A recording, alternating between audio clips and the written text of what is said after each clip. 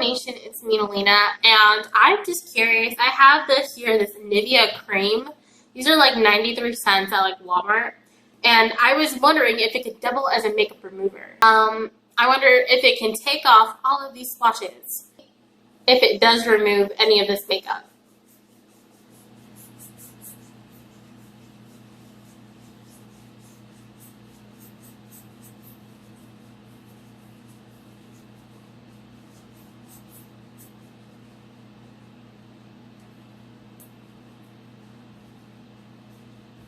Okay, and there you have it. I didn't have to rub super hard.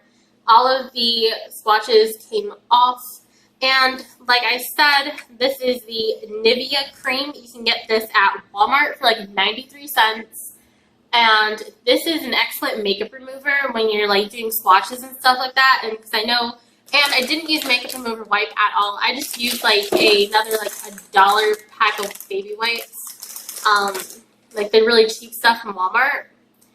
And it took off my makeup so well. It didn't leave my hand greasy and nasty.